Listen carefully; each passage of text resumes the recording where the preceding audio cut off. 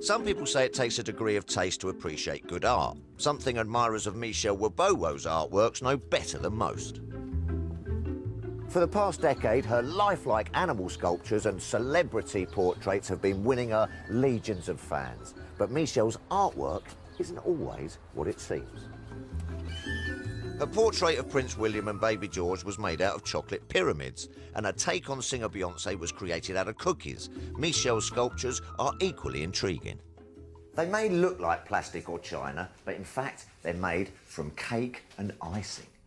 Michel's customers range from couples getting married to huge food brands, and they pay from £2,000 to £10,000 for her sugar art. Her works have even been exhibited at the Victoria and Albert Museum in London.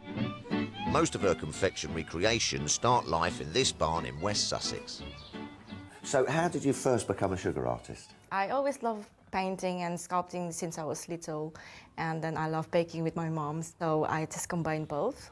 And what's your most ambitious piece of work you've done? I've done a 6-meter long painting out of cake sprinkles. It's a painting of Creation of Adam from Sistine Chapel by Michelangelo.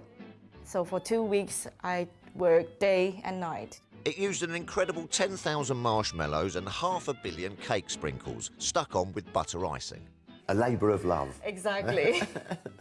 And the dodo you did, the feathers were amazing. How did you get all that texture? I have to do the feather individually, and they were cut freehand. There must have been a few It's disasters. 7 hours. I had a wedding cake in the shape of a life-size cow. They collected the cake and delivered it to France, and then the head fell off. Oh, no. I love the life-size baby you created, but who would want to eat a baby? You'll be surprised. Michel's work puts a modern twist on a centuries-old art form. Mark Meltonville is a food historian at Hampton Court. When did people first start using confectionery to make art? Well, that goes a long, long way back into the Middle Ages. People were taking raw sugars, heating it up into a syrup, and then pouring that into moulds to try and make glass-like figures. They were doing every form of sugar sculpture you can think of. And what about the ingredients? Were they difficult to get over back in those days? The sugar itself is expensive. To make a piece of sugar green, you need half a field of spinach. For the reds, you need the little tiny beetles, cochineal, have to be ground up. I think now food colourings can give you the same palette as a paint box. With that in mind, we've set Michel a challenge to paint a sugar portrait of two of the nation's favourite bakers. How's it been going? Yeah, it's good. The trickiest part is the face, to get the shading right and the texture right using the palette knife, especially around the eyes. It was a bit of a challenge. Yes, and I love it. How long has it taken you? It took me 2 days to do. OK. And is it nearly finished? It's nearly finished, but I left some bits and pieces for you to finish it off for me. OK. You're going to let me loose on it? Yes. Come on then, let's go and have a look. OK. Come on.